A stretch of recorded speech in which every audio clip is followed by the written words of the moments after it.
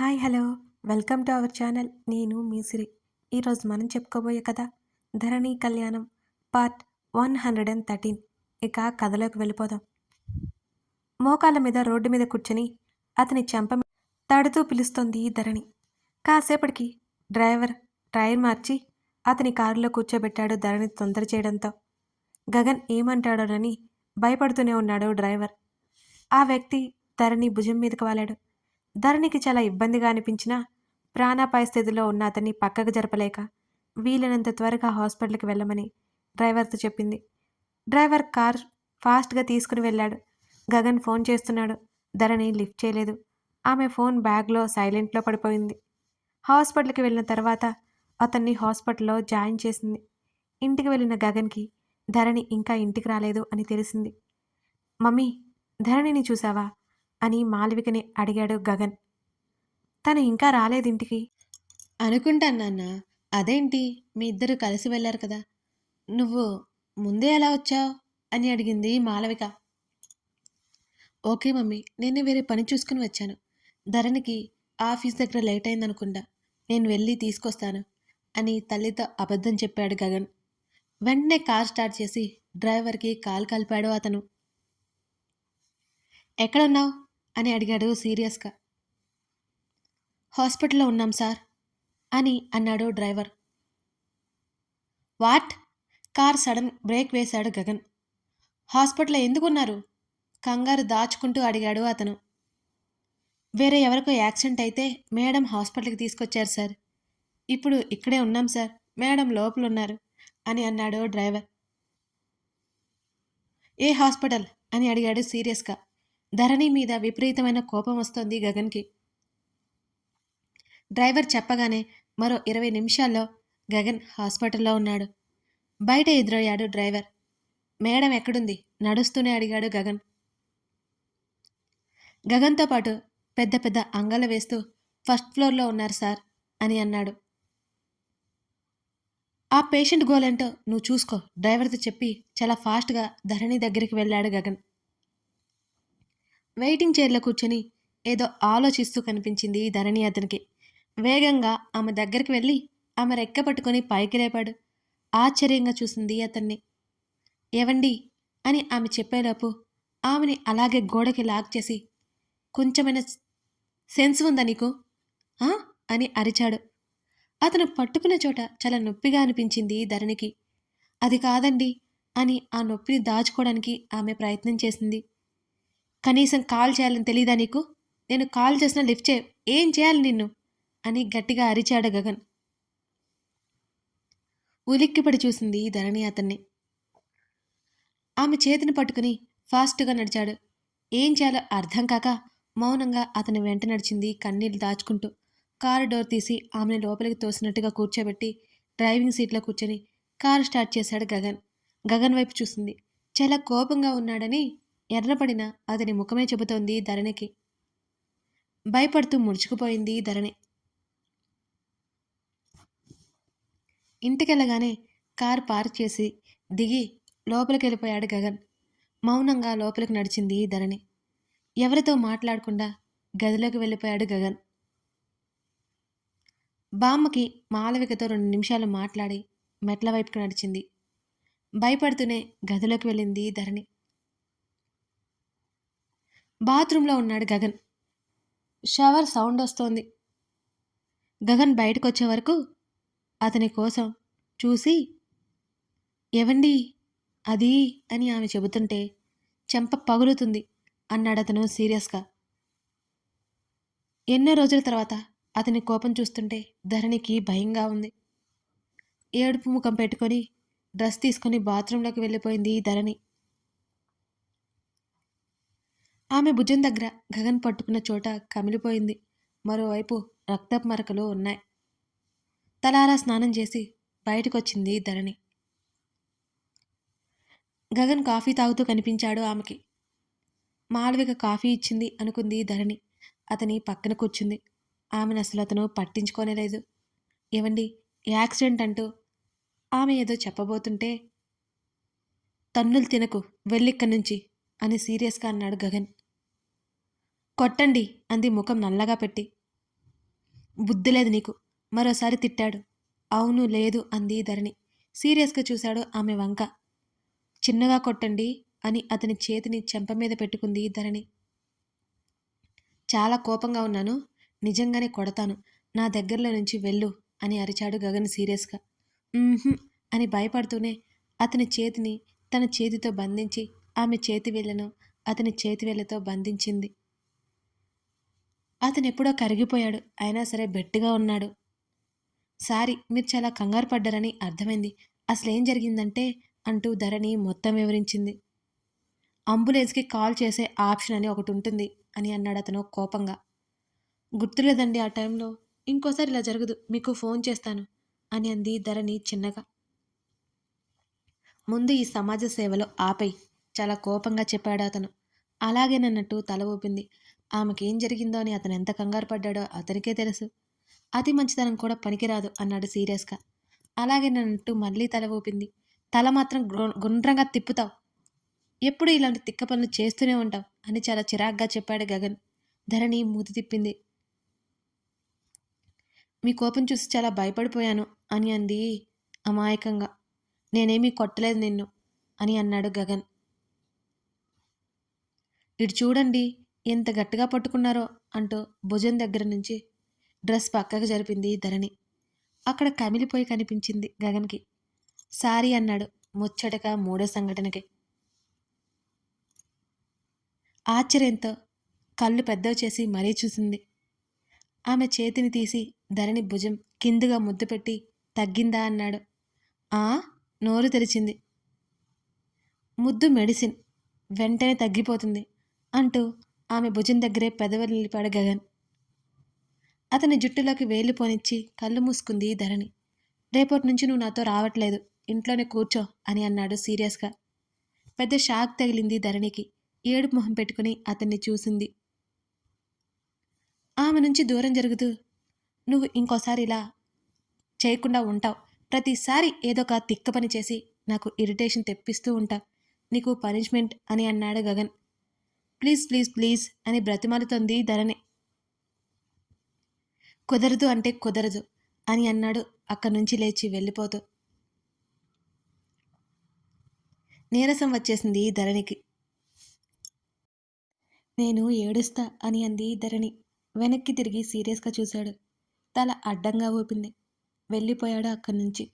Dressing table వైపు అప్రయత్నంగా చూసిన ధరణికి కొరియర్ బాక్స్ కనిపించింది. ఏవండి, ఒకసారి ఇలా రండి, తలుపు దగ్గరికి వెళ్ళి అరిచింది ధరణి. ఆగి ధరణి వైపు చూశాడు గగన్. కొరియర్ అడిగారు కదా అని అంది. వస్తున్నా, తీసిపెట్టు. అక్కడి నుంచి వెళ్ళిపోయాడు గగన్. ఆ బాక్స్ బెడ్ మీద పెట్టి అలసటగా ఉండడంతో కళ్ళు మూసుకుంది ధరణి. కాసేపటికి పని మనిషి పిలవడంతో లోపలికి రమ్మన్నట్టు సైగ చేసింది ధరణి. ఆమె లోపలికొచ్చి ధరణి ముందు కాఫీ జ్యూస్ పెట్టింది. సార్ కింద ఉన్నారు, ఇచ్చేయ్ అని అంది ధరణి. ఇవి మీకే మేడం, సార్ మీకోసం పంపించారు అని అంది ఆమె. వాటిలో కాఫీ రిటర్న్ పంపించి జ్యూస్ తీసుకుంది ధరణి. కాసేపటికి గగన్ రూమ్లోకి వచ్చాడు. ఇదిగోండి జ్యూస్ తాగుతూనే బాక్స్ని అతని చేతికి అందించింది ధరణి. నువ్వు రెస్ట్ తీసుకో, టైర్డ్ అయ్యావు అని అన్నాడు గగన్. అదేం లేదు, మామయ్య గారికి తీసుకున్నారని చెప్పారు కదా, ఏదైనా విశేషమా అని అడిగింది ధరణి. ఆలోపే అతను బాక్స్ ఓపెన్ చేశాడు. అందులో ఒక పేపర్ నోట్ ఉంది. I will see your end అని ఉంది. అసలెవరు వీడు? నుదురు దగ్గర చేత్తో దిద్దుకున్నాడు గగన్. ఆ పేపర్ నోట్ చదివిన ధరణికి ఆశ్చర్యంతో భయంతో కళ్ళు పెద్దవయ్యాయి. ధరణి ఉన్న సంగతి గుర్తొచ్చి ఆమె వైపు తల తిప్పి చూశాడు గగన్. అప్పటికే భయంతో వణికిపోతోంది ధరణి. ధరణి అంటూ ఆమె భుజం చుట్టూ చేయి వేసి డోంట్ వర్రీ అని అన్నాడు గగన్. అసలేం జరుగుతోంది అని అడిగింది ధరణి భయంగా. ప్లీజ్ చెప్పండి. అతను ఇంకా ఏం మాట్లాడకపోవడంతో ధరణి అతన్నే అడిగింది. ధరణి, నువ్వు కంగారు పడుకు, చెప్తాను. ప్రగతి మర్డర్ కేసులో ఇన్వాల్వ్ అయిన వ్యక్తి ఇదంతా చేస్తున్నాడు అని అన్నాడు గగన్. అదే ఏంటండి, ప్రగతిది ఆత్మహత్య కాదా? ఇంకో షాక్ తగిలింది ధరణికి. అనవసరంగా చెప్పానా అని అనుకున్నాడు గగన్. అమ్మ చెప్పే ఉంటుంది కదా నీకు. ప్రగతిది ఆత్మహత్య కాదు, హత్య. అదే తేలడం లేదు. ప్రగతి ఎలా ఎందుకు చనిపోయిందో అర్థం కావడం లేదు. తన హత్య వెనకాల ఫస్ట్ నా మీద డౌట్ వచ్చింది అందరికీ. కేసు ఓపెన్ చేయించాను. అయినా ఆధారాలు దొరకలేదు. ఆ బ్లాక్ షీప్ ఎవరో తెలియట్లేదు. అందుకే నా మీద కోపంగా ఉండి ఇలా పంపారు అని అన్నాడు గగన్. మీ మీద ఎందుకు కోపం అని అడిగింది ధరణి. కేసు ఓపెన్ చేయించాను అని అనుకుంటున్నాను. వాడెవడో తెలిస్తే కానీ కారణం తెలీదు అని అన్నాడు గగన్. ఆ రోజు షాపింగ్ మాల్లో నా మీద అటాక్ చేశారు కదా, ఇదంతా వాళ్ళ పనేనా అని అడిగింది ధరణి ఏదో గుర్తుకొచ్చినట్లుగా. అయ్యుండొచ్చు అని అన్నాడు గగన్. మనల్ని చంపారని చూస్తున్నారా? భయంతో అతని చేతిని గట్టిగా పట్టుకుని అడిగింది ధరణి.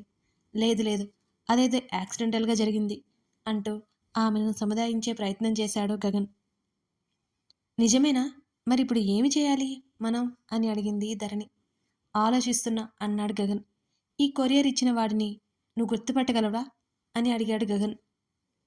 కొరియర్ ఇచ్చింది మన ఆఫీస్ స్టాఫ్లో ఒక అతను అని అంది ధరణి. అయోమయంగా ధరణిని చూశాడు గగన్.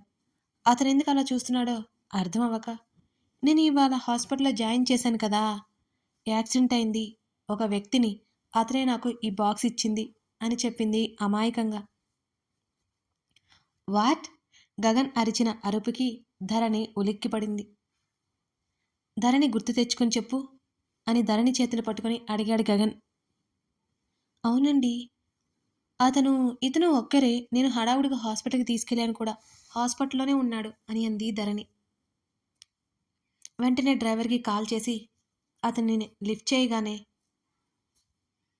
వెంటనే మీరు జాయిన్ చేసిన అతని దగ్గరికి వెళ్ళు అని అరిచాడు గగన్. ఏమోనని డ్రైవర్ భయపడి వెయిటింగ్ హాల్ నుంచి ఫస్ట్ ఫ్లోర్కి స్టెప్స్ మీదనే పరిగెత్తాడు ఆ డ్రైవర్. గబగబా రూమ్కి వెళ్ళి చూస్తే ఖాళీ బెడ్ వెక్కిరించింది డ్రైవర్ని. అదే మాట గగన్తో చెప్పాడు. సార్, ఈ రూమ్లో ఎవరూ లేరు సార్ అని డ్రైవర్ అనగానే ఒక్కసారిగా నిరుత్సాహం ఆవహించింది గగన్ని. కాల్ కట్ చేసి మిస్ అయ్యాడు అని ధరణితో అన్నాడు గగన్. అదంతా యాక్టింగా? అతని కోసం ఆయనకి కోపం తెప్పించాను. ముందు వెనుక ఆలోచించకుండా ఇలాంటి పనులు ఎందుకు చేస్తాను అని ధరణి తనని తానే తిట్టుకొని మనసులో అనుకుంది. ఏం కాదులే, వాడే చిక్కుతాడు త్వరలోనే అంటూ ఆమెకి ధైర్యం చెప్పే ప్రయత్నం చేశాడు గగన్. ఏమీ మాట్లాడలేదు ధరణి. గగన్ ఛాతీకి తలపెట్టి ఆలోచిస్తూనే ఉండిపోయింది ఆమె. ఇంకెప్పుడు వస్తావు అని దాత్రిని ఫోన్లోనే అడుగుతున్నాడు సూర్య. ఎల్లుండి కదా పెళ్ళి, వచ్చేస్తాను సూర్య, ఇంకొక రోజు ఓపిక పట్టు అని చెప్పింది దాత్రి. ఇది అన్యాయం అన్నాడు వెంటనే సూర్య.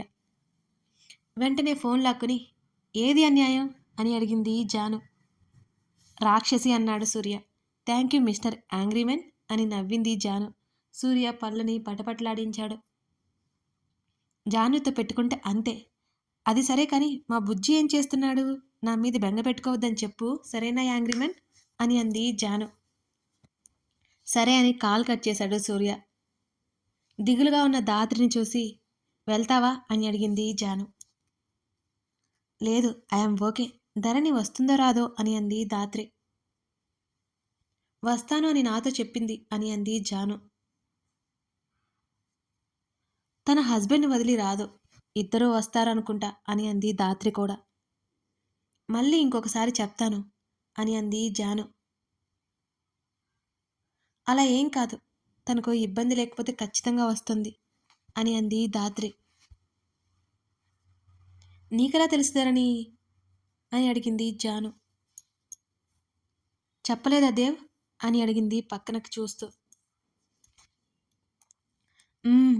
సపోర్ట్గా ఉంది. ఆల్మోస్ట్ ఎవరికి చెప్పుకోవాలో తెలియని టైంలో ఓదార్పు ధరణి నాకు అని చిరునవ్వుతో చెప్పింది దాత్రి. నేను ఎక్కువ మాట్లాడాను, ఏమనుకోదుగా అని అంది జాను. ధరణి గురించి వింటుంటే ఫ్రెండ్షిప్ చేయాలనిపించింది జానుకు కూడా. అదేం లేదు, ఏమీ అనుకోదులే, డోంట్ వర్రీ అని నవ్వింది దాత్రి. అంది జాను. ఇంకొక రోజు పెళ్ళికి టైం ఉంది కాబట్టి ఏర్పాట్లు జోరుగా ఉన్నాయి.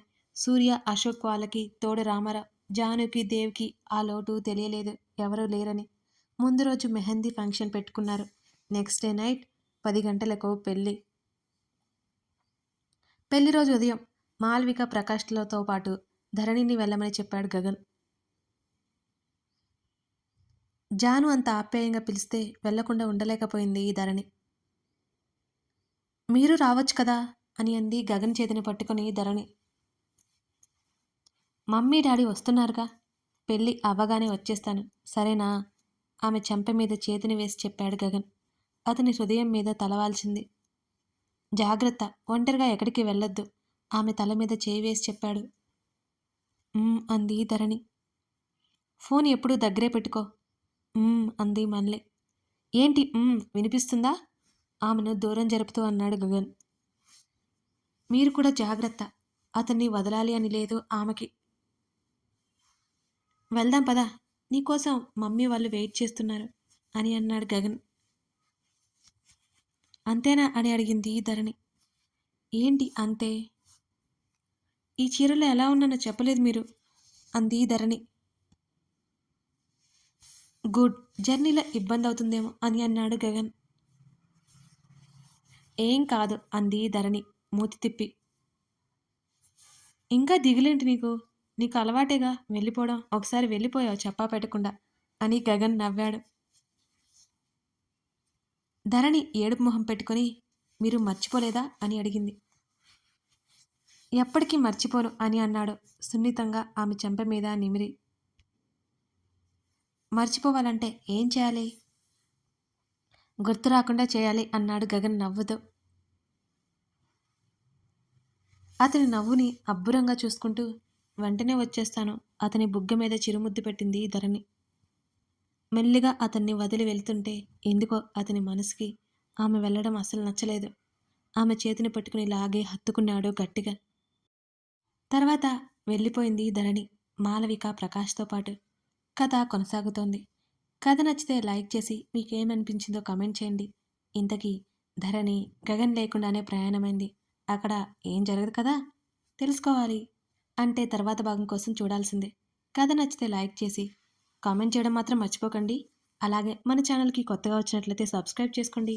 Thank you for watching this video.